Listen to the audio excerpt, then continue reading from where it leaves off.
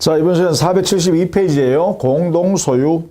하나의 물건, 즉 하나의 소유권을 두 사람 이상이 여러 사람이죠. 여러 사람이 함께 보유하고 있는 형태를 공동소유라고 합니다. 이 공동소유, 함께 소유하는 모습에 따라서 공유, 합유, 총유 이 세 가지가 있어요. 그래서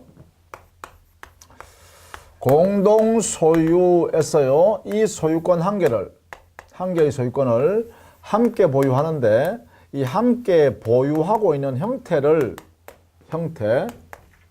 이 형태를 우리 민법에는 공유라는 형태가 있고 합유라는 형태가 있고 총유라는 형태가 있다.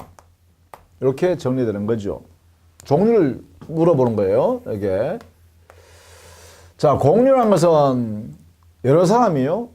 두 사람 이상 여러 사람이 개인주의적으로 가지고 있는 거예요. 개인주의적으로. 그러니까 공유는요, 지분권이라는 소유권을 나누어 가지고 있는 거죠. 소유권 한 개를 나누어 가지고 있어요. 그러면 그 권리는요, 지분권이라는 권리는 소유권과 똑같은 성질입니다. 그리고 이 개인주의이기 때문에 이것은요, 개인이 가지고 있는 지분권은 마음대로 처분이 자유롭습니다. 마치 소유권을 처분하는 것과 같죠. 이렇게 성질할 거예요. 이에 반해서요, 합유라는 제도는요, 합유는 반드시 조합을 만들어야 됩니다. 조합이라는 공동 경영 목적이 있어요. 공동 경영이라는 사업의 목적이 있어요. 그죠? 이 목적을 달성하기 위해서 재산을 조합원끼리 함께 보유하고 있는 거죠. 이때 조합원이 개인이 지분을 가지고 있습니다. 지분권이라는 권리를 가지고 있어요. 가지고 있는데 다만 이 지분권은 자기 마음대로 처분할 수 있는 게 아니고요. 공동 경영 목적 하에 가지고 있는 재산이기 때문에 이 공동 목적 범위 안에서만 지분권을 행사해야 되잖아요. 그래서 이게 처분이 제한됩니다. 지분권은 인정되되 처분은 제한된다. 이 범위 안에서 제한됩니다. 이렇게 되겠죠? 이 범위 안에서. 이렇게요. 이렇게 되겠죠. 자, 그 다음에 총유는요. 우리가 앞에서 배웠던 비법인 사단 있죠? 비법인 사단이 주체가 돼요. 이 비법인 사단이니까 구성원이 있겠죠? 구성원인 사원이 있을 거예요. 이 사원이 단체로서 보유하고 있는 겁니다. 그러니까 비법인 사단의 구성원 단체가 그러한 재산을 보유하고 있는 형태인데 이때는 지분이라는 것이 존재할 수가 없습니다. 여기는요, 아예 지분이라는 자체가 존재할 수가 없다. 이게 가장 특징이에요. 그래서 이것은 오로지 단체주의적이에요. 그렇죠? 완전히 단체주의적이죠? 단체주의적이다. 그래서 여기에 보면 공유는 개인주의적이고 총유는 단체주의적으로 재산권을 보유하고 있다. 이렇게 되겠죠? 따라서 여기 지분이 없으니까 이 구성원 개개인은 자기의 권리를 가져갈 수가 없어요. 이렇게요. 자, 이런 특징들을 우리는 공유, 합유, 총유라 합니다. 자, 이 중에 중요한 것은 결국은 이 공유가 가장 개인주의적이니까 이것을 가장 기본으로 해서 합유와 차이점, 총유와 차이점을 정리해 두시면 되겠죠. 이게 가장 기본적인 성격의 차이점이죠. 자, 그러면 공유 보겠습니다. 공유. 자, 공유는 한 개의 소유권을 양적으로 분할해서 그 일부씩 나누어 가지고 있는 거예요. 소유권의 양적 분할이 되어 있는 것을 공유를 한다. 이렇게 보면 되겠죠. 그러니까 공유 관계는 법률 행위, 당사자 약정에 의해서 만들 수도 있고 법률 규정에 의해서 공유를 만들 수도 있어요. 이 법률 규정에 의한 경우는 많죠. 이렇게 밑에 보니까 473페이지에 하단에 이런 법률 규정에 이러한 공유로 인정되는 예들이 참 많다. 그죠? 자, 이때요. 공유는 지분을 가지게 되죠. 지분권이 존재합니다. 이 권리의 성질은 소유권의 성질과 같고요. 이 지분은 당사자 약정에 의해서 정하는 거고 약정이나 법률 규정에서 정하는 것이고, 만약에 약정이나 규정이 없으면 균분, 균등한 걸로 추정합니다. 이렇게 우리 민법이요. 그러면 지분 비율을 정하는 것은 이렇게 했죠. 약정이나 법률 규정에서. 그렇지 않으면 균등한 걸로 추정한다. 이렇게 정리해 두셔야겠어요. 이때 이 지분권은 처분이 자유롭다. 그죠? 대원칙입니다. 대원칙. 왜냐하면 개인주의적으로 소유권을 가지고 있는 것과 똑같기 때문에 그렇습니다. 처분이 자유롭다. 처분이 자유롭다. 이걸 전제로 하여 인정해야 됩니다. 자, 그러면 공유자 간에 공유물을 사용 수익 관계는 어떻게 정할 거냐? 이것은 지분 비율로 사용 수익 관계를 정한다. 그렇죠? 사용 수익. 그다음에요. 이 공유물의 관리는 어떻게 할 거냐? 관리 행위는 그 지분의 과반수로 정한다. 그러면 공유물을 보존 행위는 어떻게 할까? 보존 행위는 각자가 단독으로 해도 좋다. 이렇게 할 수 있죠. 그러면 공유물을 처분하거나 공유물을 변경하는 행위는 어떻게 할까? 이것은 공유자 전원이 함께 해야 됩니다. 이렇게 이런 기준을 가지고 한다. 이렇게. 자, 이것이 여러분 교재는 475페이지까지 공유물의 처분 변경까지 했고요. 이때요, 마지막으로 5번째. 이 공유물에 들어가는 비용 분담이 있겠죠? 비용 부담은 어떤 방법에 따라 할까? 이것도 역시 사용 수익할 수 있는 그 기준이 가장 객관적이죠? 따라서 지분 비율로 비용 부담을 해야겠다. 이렇게 하겠죠? 자, 그런데 만약에 공유자 중 1인이 1년 이상 자기가 부담해야 할 그 비용 부담을 연체하면 이때는요, 다른 공유자들이요, 당신 그 지분을 내한테 파세요, 우리한테 파세요 라고 매수 청구할 수 있죠. 매수 청구를 통해서 당사자요, 연체한 그 공유자의 지분을 사들여 버릴 수 있어요. 이때요, 매수 청구권은 청구권으로 되어 있지만 형성권입니다. 형성권이기 때문에 상당한 가액으로 제공하면 팔아야 합니다. 강제로 팔아야 돼요. 매매계약이 체결돼 버리는 거죠. 그래서 청구권은 형성권이기 때문에 매매계약이 상당 가액으로 체결되었다 라는 것입니다. 이렇게 해요. 그래서 결국은 공유자는요, 그 공유 지분을 팔고 자기는 나가야 돼요. 이게 바로 비용 부담을 연체한 경우에 이렇게 제재를 가하는 거죠. 자, 그 다음에 76페이지 가면 공유의 주장이 일어났어요. 이 공유 관계에서요, 6번째, 공유를 주장하는 방법은 2가지 있습니다. 첫 번째는 지분권을 가지고 주장할 수도 있고, 즉 다른 사람이 지분권을 침해했을 때 지분권을 가지고 침해한 상대방한테 주장할 수 있는 권리가 있는데, 이때 지분권을 가지고 주장할 때는 지분권에 의한 물권 요청을 행사하는 것이기 때문에 각자, 공유자 각자가 단독으로 행사할 수가 있습니다. 이에 반해서요, 공유 관계를 침해하는 제3자가 존재하면 그 공유 관계를 주장할 수 있겠죠. 야, 우리 여러 사람은 공유 관계인데 왜 우리 공유 관계를 네가 깨냐? 그러니까 제3자 너는 나가. 이렇게 할 수 있겠죠. 이때는 공유 관계를 근거로 해서 제3자 침해하고 있는 제3자한테 주장할 때는 이때는요, 공유자 전원이 함께 공동으로 행사해야 됩니다. 행사하는 방법이죠. 공유관계를 주장하는 방법이죠. 이렇게 정리를 해 두시면 되겠어요. 그래서 여기에 476페이지에 보면 공유 주장에요, 지분의 대외적 주장하면 원칙적으로 어떻게 하라고요? 지분을 가지고 대외적으로 주장하는 거니까 지분권을 갖고 있는 공유자 단독으로 각자가 할 수 있다 이 말이고요.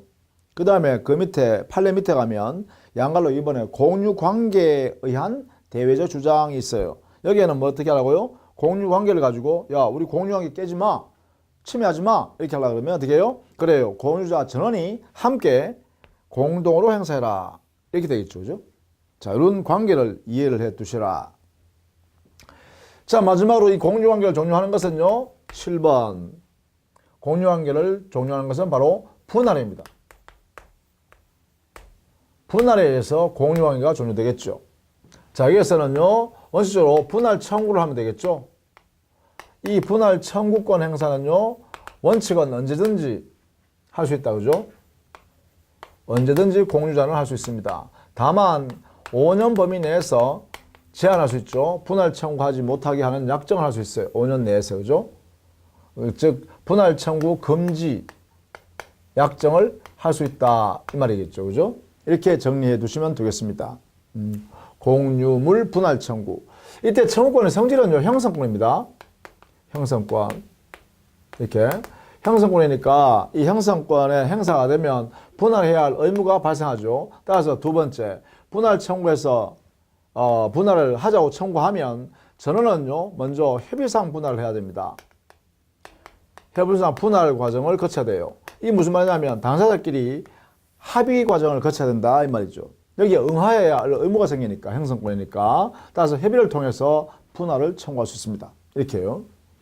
이때 분할에 합의가 되면 합의된 내용대로 분할이 이루어지겠죠. 만약에 합의가 안 되면 그때는 결국은 두 번째, 세 번째가 되네요. 협의가 안 되기 때문에 분쟁이 생겼으니까 법원에 의한 재판상 분할을 하게 됩니다. 이렇게요. 따라서 재판상 분할을 하게 된다 이런 이야기입니다. 이 재판상 분할의 성격은 어떤 거냐? 바로 형성시켜달라고 법원에게 청구하는 거거든요. 법률관계를 확정해야 형성해 주십시오라고 하는 소송을 제기하는 것이기 때문에 형성의 소송을 제기하는 거다. 이래 되겠죠. 그래서 성격은 형성의 소송입니다. 그래서 이 소송에서 나오는 판결이 뭐냐? 형성 판결이죠. 이렇게요. 형성 판결이 됩니다. 이 형성 판결이 확정되면 당의 부동산이라고 한다면 그것은 부동산은 등기 없이도 확정 시에 등기 없이도 당의 권리들이 각각 발생하죠. 이게 바로 187조에 나오는 판결에 의한 소유권 발생, 변경, 소멸 이런 현상이죠. 따라서 등기를 요하지 않는다 이 말이죠. 이런 이야기다. 이렇게 되겠죠. 자, 이렇게 해서 분할하는데 이때 협의상 분할이든 재판상 분할이든 간에 이 분할의 원칙은 현물 분할이 원칙입니다. 즉 공유물 자체를 분할하는 것이 원칙이다. 이렇게 되겠죠. 현물 분할 원칙이다. 다만 법원에서는요. 법원할 때는 재판을 할 때는요. 반드시 현물 분할할 필요는 없죠. 그래서 법관이 그 분할할 방법을 자유롭게 선택할 수 있어요. 다만 원칙이 이제 현물 분할이다. 이런 것이죠. 자, 이렇게 해서 분할을 했을 때 효과는 어떻게 되냐? 분할의 효과. 분할의 효과는 분할한 그때부터 장래적으로 각자가 소유권 취득한다 해서 장래적 효력이 발생해요. 장래회예요. 분할한 그때부터 각자가 소유권 가져가는 거예요. 이렇게. 다만 이때 분할되었을 때는요. 각자 공유자는 자기가 취득한 재산, 부동산, 재산끼리 있겠죠. 각자가 취득했으니까. 그런데 그 공유자 중에 어느 일방이, 한 사람이 그 자기가 취득한 물건에 하자가 있어서 손해가 있더라라고 하면 그 손해는 어떻게 해요? 공유자가 전부 다 자기 비율로 서로 분담해서 그 배상을 해야 돼요. 이러한 성격을 우리 민법에서 뭐라 하냐면 매도인의 담보 책임을 진다.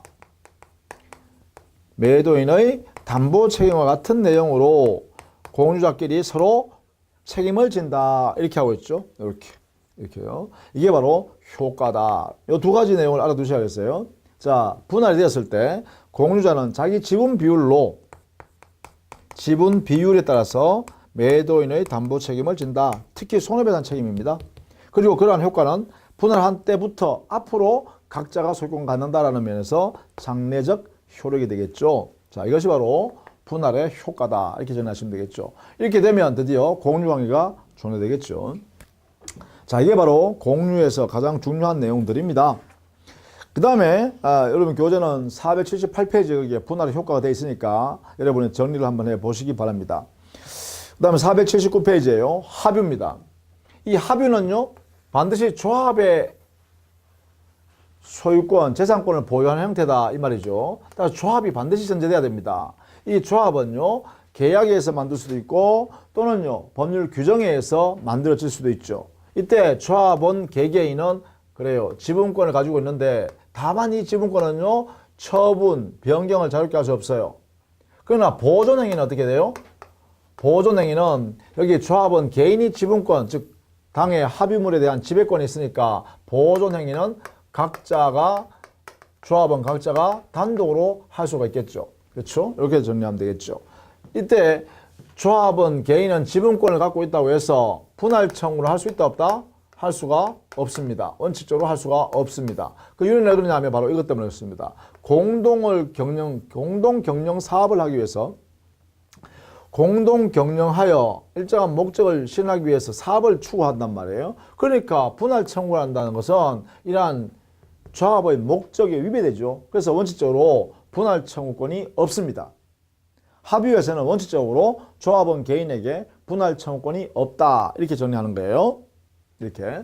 다만 이 합의 관계가 종료되는 것은 조합이 해산되거나 합의물 자체를 타인에게 양도해버리면 합의 관계가 끝나겠죠. 이때 만약에 조합이 해산될 때요. 조합이 해산됐을 때 만약에 남아있는 조합의 재산이 있으면 그때는 어떻게 해야 돼요? 이때는 공유물의 분할 청구에 관한 내용을 그대로 적용합니다. 이때요. 조합이 해산됐을 때 한해서만 공유물 분할에 관한 규정을 여기에 적용해 쓴다. 이렇게 합니다. 그래서 이런 경우에만 분할에 관한 내용이 인정될 수 있겠다. 이렇게 정리해 두시면 되겠죠. 자, 그 다음 총류는요. 이 총류는 반드시 비법인 사단. 이게 전제가 돼야 돼요. 비법인 사단이 재산권을 보유하는 형태란 말이에요. 그때 우리는 총류로 재산권을 보유하고 있다. 이렇게 표현한다는 것이죠. 따라서 이때는 구성원 단체 자체가 그 소유권을 가지고 있는 것이지 개인에게는 지분권 자체가 존재하지 않습니다. 그러니까 보존행위든 관리행위든 처분행위든 변경행위든 이런 모든 행위는 기본적으로요 사원총회를 거쳐야 됩니다. 총회의 결의에 따릅니다. 그렇죠? 이런 행위 전부 다가. 이런 면에서 총류 재산권에 관한 행위는 전부 다 사원총회에 의한 결정이다. 이렇게 정리해 두시면 되겠죠? 이게 가장 특징입니다. 물론 여기 비법인 사단은 얘는 여러분 알아두셔야겠죠? 예컨대 종중이라든지, 그렇죠? 종중이 재산을 보유하고 있는 형태가 뭐라고요? 총류. 교회가 재산을 보유하고 있는 형태가요? 총류. 그렇죠? 또 사찰이 재산을 보유하고 있는 형태도 역시 총류. 이렇게 되죠. 동창회가 재산을 보유하고 있는 형태도 역시 총류이다. 이렇게 해석할 수 있다는 거죠. 이렇게요. 자, 이런 내용을 합의와 총류는 공유와 관계 지어서 차이점을 이렇게 이해해 두자라는 것입니다. 이렇게 해서요, 우리가 공동 소유에 관한 내용, 공유, 합유, 총유에 관한 내용을 정리했습니다. 자, 공동 소유. 오늘날의 재산권 보유하는 형태가 공동 소유가 참 많죠. 그래서 이 부분을 여러분이 좀 정리를 해 두시고 이해를 해 두십시다. 특히 공유 관계를 잘 이해해 두세요. 공유 관계요. 이게 중요합니다. 공유 관계. 이것만 여러분 먼저 잘 정리를 해 두시면 좋겠다라는 것입니다. 자, 다음 시간부터는요. 용익물권에 관한 내용 할게요. 용익물권, 지상권, 지역권, 전세권에 관한 내용입니다. 자, 다음 시간에 또 계속할게요. 수고했습니다.